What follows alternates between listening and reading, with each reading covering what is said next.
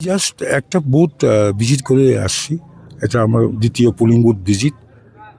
আমাদের ভোটার্সরা, নির্বাচক মণ্ডলীরা আস্তে আস্তে আসছে এবং দেখা গেছে ভোটারদের মধ্যে একটা অত্যন্ত উৎসাহ, আশা নিয়ে আসছে।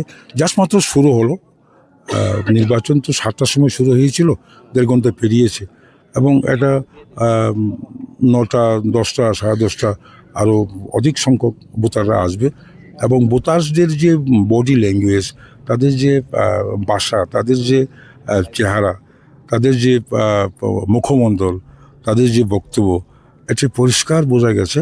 আপনারাও জানেন এবং দেখছেন ক্যাম্পেইনের সময় যে উৎসাহভাবে বোবাগরাকে 2 হাত তুলে সমর্থন জানিয়েছিল।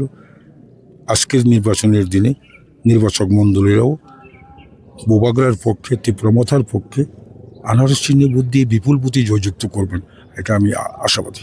কোনো অভিযোগ আছে এখন পর্যন্ত কোনো অভিযোগ নেই, তবে 15/24 ইভিএম মেশিন 1 ঘন্টা ভোট নেওয়ার পরে ইভিএম মেশিনটা নষ্ট হয়ে গেছে, এটা ওটি চেঞ্জ করবে।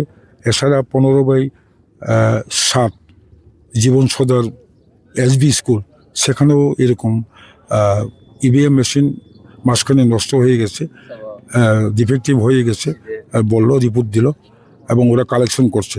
দেখা যাক। এ পর্যন্ত কোনো বড় ধরনের অভিযোগ নেই। কচুছড়া ডেমছড়া কেন্দ্রের প্রার্থী বিপিন দেববর্মা, বিজেপি মনোনীত প্রার্থী, তিনি অভিযোগ করছেন বিভিন্ন কেন্দ্রে